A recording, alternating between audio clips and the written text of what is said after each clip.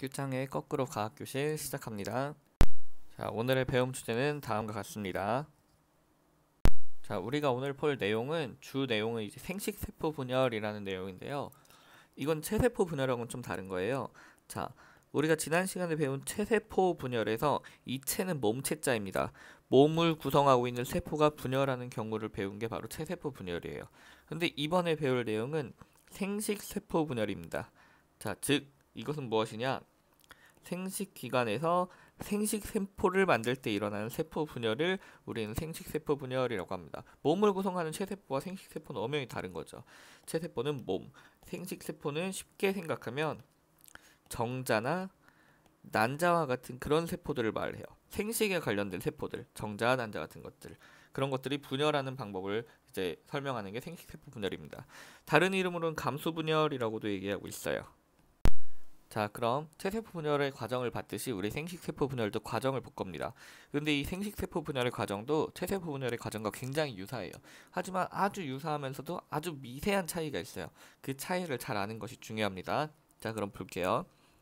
자, 먼저 체세포 분열과 마찬가지로 여기도 준비 시기인 간기가 존재하고 있습니다. 자, 맨 위에 있는 것은 실제 현미경으로 본 사진이고요. 이 두 번째 있는 건 그림이고 아래에는 설명이 있습니다. 자, 첫 번째 간기에는요. 체세포 분열과 마찬가지로 유전 물질이 복제되어 양이 2배로 늘어나고 그리고 세포가 분열할 수 있을 만큼 크기가 커지게 됩니다. 자, 간기 체세포 분열과 완전 똑같죠?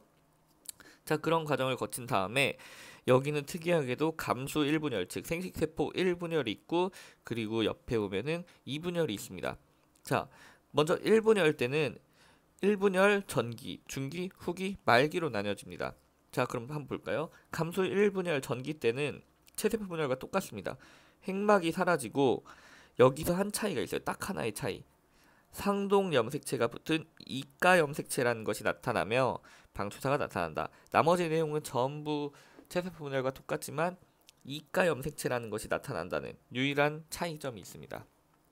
자, 그리고요 넘어가면요 이제 감소 1분열 중기가 되면 체세포 분열과 마찬가지로 중기는 가운데 중이죠. 가운데 배열돼야 돼요. 그래서 이가 염색체가 세포 가운데 배열되고 방추사가 각각의 상동 염색체에 붙는다. 자, 방추사 달라붙는 것도 똑같죠. 자, 그 다음 감수 1분열 후기로 갑니다. 후기도 똑같아요. 방추사가 상동 염색체를 세포의 양쪽 끝으로 끌고 간다. 이때 염색체 수가 반으로 줄어든다. 자, 양쪽 옆에 끝으로 지금 이렇게 끌고 가는 것도 체세포 분열과 동일합니다. 자, 그 다음 감수 1분열 말기를 보면요. 이제 이 세포질이 나누어지면서 두 개의 딸 세포가 생긴다. 자, 여기까지도 지금 체세포 분열과 완전히 똑같습니다. 진짜 유일한 차이는 이 이가 염색체란 걸 만든다는 거. 요거 딱 하나밖에 차이가 없어요. 자, 이가 염색체를 만든다. 이게 유일한 차이입니다. 자, 넘어갈게요. 자, 그런데 이 감수 분열은, 즉 생식세포 분열은 1분열이 다 끝나면 2분열이 시작됩니다. 분열을 2번 하는 거예요. 체세포 분열과 아주 큰 차이점이 있죠. 얘는 2번 분열을 하는데요. 이 2분열을 시작할 때는 바로 전기로 들어갑니다. 이전에 간기가 없어요. 준비할 필요가 없는 거죠. 이미 아까 간기 때 충분히 준비를 했기 때문에 간기가 필요 없고 바로 전기로 갑니다. 그래서 2분열 전기에 보면요. 각각 이제 두 개로 나뉘었던 것이 바로 분열을 시작하니까 각각의 분열을 다 생각을 해주는데요. 과정은 똑같습니다. 이 하나만 따져보면 똑같아요. 자, 볼게요. 감소 1분열 말기에 생긴 각각의 딸세포는 이 두 딸세포는 간기 없이 바로 감소 2분열 전기로 이루어져서 방추사가 나타난다. 이제 전기에는 방추사가 나타나게 되죠. 자, 감수 2분열 중기가 되면 염색체가 각 세포 가운데 중, 중기는 가운데에 배열되고 방추사가 염색체에 달라붙는다. 완전 체세포 분열과 똑같죠. 감수 2분열 후기가 되면은 방추사가 염색 분체를 각 세포의 양쪽 끝으로 끌고 가죠. 그리고 이때에는 염색 분체가 나누어져 염색체 수가 변하지 않는다. 자, 요 하나를 염색체 수랑 동일하게 본다라는 겁니다. 그럼 여기가 염색체 처음에 2개였는데 이 쪼개지더라도 여기도 2개, 여기도 2개 이렇게 각 세포별로 염색체 수가 변하지 않는다라는 걸 말하는 겁니다. 자, 그 다음 감수 2분열 말기가 되면 핵막이 나타나서 말기에는 체세포 분열 때도 핵막이 나타났죠. 핵이 만들어지고 염색체가 풀어지며 세포질이 나누어진다. 그렇게 되면은 나누어지면 하나, 둘, 셋, 넷 결과적으로 4개의 딸 세포가 생긴다라는 것입니다.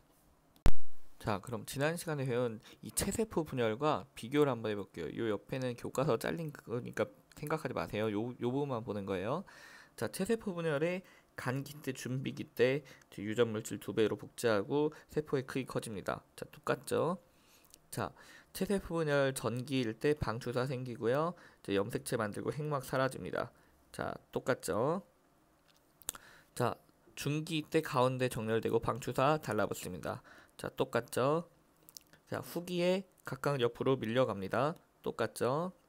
자, 말기에는 이제 슬슬 나누어질 준비를 하죠. 똑같죠?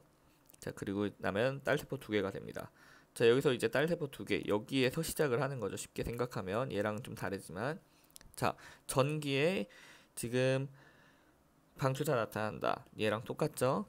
자, 중기에 가운데 배열된다. 똑같죠? 후기에 양옆으로 끌려간다. 똑같죠? 말기에는 쪼개진다. 똑같죠? 그러고 나면 딸세포 되게 된다. 네, 결과적으로 거의 유사한 과정을, 지금 체세포 분열과 이 감소 분열은 거의 유사한 과정을 갖습니다. 그러나 아주 큰 차이가 있다면 바로 이가 염색체, 체세포 분열은 그냥 염색체 상태인데 감소 분열은 이가 염색체 상태로 염색체가 2개가 합쳐진 상태로 시작을 한다는 거. 그렇기 때문에 결과적으로는 총 4개의 딸세포가 생긴다는 거, 그 차이가 있습니다. 자, 그래서 생식세포 분열의 특징을 보면요, 연속으로 2번 분열을 한 결과 총 4개의 딸세포가 생긴다. 자, 한 번만 분열하면은, 하나가 분열하면은 2개가 될 텐데 연속으로 2번 분열하기 때문에 총 4개의 딸세포가 생긴다. 아주 큰 특징입니다. 자, 그 다음 두 번째로 딸세포의 염색체 수는 모세포의 반으로 줄어든다. 염색체가 처음에 4개로 시작했다면 마지막에는 2개로 줄어든다라는 겁니다. 자, 만약 공부를 한 친구들은 여기서 이 염색체 수가 어떻게 모세포의 반으로 줄어드는 건지 좀 헷갈리는 경우가 많을 거예요. 그래서 제가 이 염색체 수 세는 방법을 한번 보여드릴게요. 자, 여기 지금 처음 스타트를 보면은 염색체가 하나, 둘, 셋, 4개죠. 자, 4개로 시작했습니다. 자, 그러다가 여기서 지금 반반씩 갈려요. 그러면서 이 말기가 되면은 각각 2개씩 갖게 됩니다. 그죠? 자, 그럼 여기 이제 감수 2분열에선 2개로 시작을 해요. 근데 가다 보면은 쭉 가다 보면은 지금 여기서 그럼 여기서 염색 분체로 쪼개졌으니 반으로 쪼개진 거 아니에요? 한 개로 쪼개진 거 아닌가요? 생각할 수도 있는데 요 염색 분체 하나하나를 지금 우린 염색체의 개수와 동일하게 보고 있습니다. 그래가지고 여기서도 그대로 2개예요. 그리고 최종적으로 2개가 되죠. 그럼 시작 부분에 4개였고 쭉 가서 최종적으로 2개, 반으로 줄어든다라고 보고 있습니다. 자, 그렇다면 이런 의문이 들 거예요. 아니 선생님, 이거 염색 분체인데 왜 이걸 염색체와 동일하게 봅니까? 라고 생각할 수도 있는데요. 나중에 세포가 자라게 되면요, 결국 얘네들이 또 복제를 하겠죠. 그럼 얘네들이 결국엔 그대로 복제하는 순간 염색체가 되는 거예요. 즉 염색체나 염색 분체나 어차피 똑같은 거라고 생각을 하는 겁니다. 그래가지고 같습니다. 자, 그리고 조금 더 응용해서 다르게 생각을 해보면요, 이 염색체의 개수를 셀 때는 이 염색체 보면 가운데에는 동원체라는 게 있죠. 이 동원체의 개수를 세면은 염색체의 개수를 파악하기가 쉽습니다. 즉 요렇게 있으면은 한 개죠, 염색체가. 근데 요렇게 있어도 염색체 한 개로 친다라는 겁니다. 자, 넘어갈게요. 자, 생식세포 분열의 의의를 한번 살펴보겠습니다. 이것이 어떤 의미를 갖는가. 자, 만약에 생식세포 분열 과정에서 염색체 수가 반으로 줄어들지 않는다면 어떤 일이 발생하냐. 자, 아빠가 46개의 염색체를 갖고 있습니다. 사람이죠. 엄마가 46개의 염색체를 갖고 있습니다. 사람입니다. 근데 이 둘한테서 생식세포 분열이 일어나질 않아가지고 그냥 아빠가 46개, 엄마가 46개를 자녀한테 전달해주면 자녀는 92개를 갖게 됩니다. 사람이 아니죠. 자, 이쪽에서도 마찬가지 그런 일이 발생했습니다. 자, 외계인이에요. 자, 그런데 이 둘이서 또 아이를 낳게 되면 총 184개의 염색체를 갖게 됩니다. 이제 더 이상 인간이라고 부를 수도 없어요. 외계인도 아닙니다. 괴물입니다, 그냥. 자, 그런데 우리 지금 현재 실제로는 생식세포 분열이 일어나기 때문에 염색체 수가 반으로 줄어듭니다. 정자, 난자 같은 생식세포에서는 염색체 수가 반으로 줄어든다는 거죠. 그래서 아빠는 원래 46개를 가진 사람인데 아빠의 생식세포, 즉 정자는 23개의 염색체를 갖습니다. 자, 엄마도 46개를 가진 사람인데 엄마의 난자는 생식세포 분열을 통해 23개의 염색체를 갖습니다. 그럼 이 정자와 난자가 만나면 총 46개를 가진 자녀가 태어나게 되죠. 사람이죠.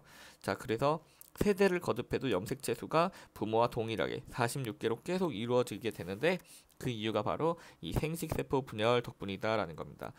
예전에 염색체 처음 배울 때 지지난 시간에 그 모든 같은 종의 생명체는 같은 수의 개수의 염색체와 같은 모양의 염색체를 갖는다 했죠. 그러니까 인간은 다 46개여야 돼요. 그러기 위해선 이 생식세포 분열이 필수적이다라는 겁니다. 이것이 바로 생식세포 분열의 중요한 의의가 되겠습니다. 자, 마지막으로 체세포 분열과 감소 분열의 차이점을 정리해서 보겠습니다. 깨끗한 표를 갖고 올라 그랬더니 로딩이 안 돼가지고 제가 그냥 손으로 쓰겠습니다. 자, 체세포 분열은 분열 횟수가 1회죠, 1회. 감소 분열은 보통 우리가 연속 2회라고 합니다.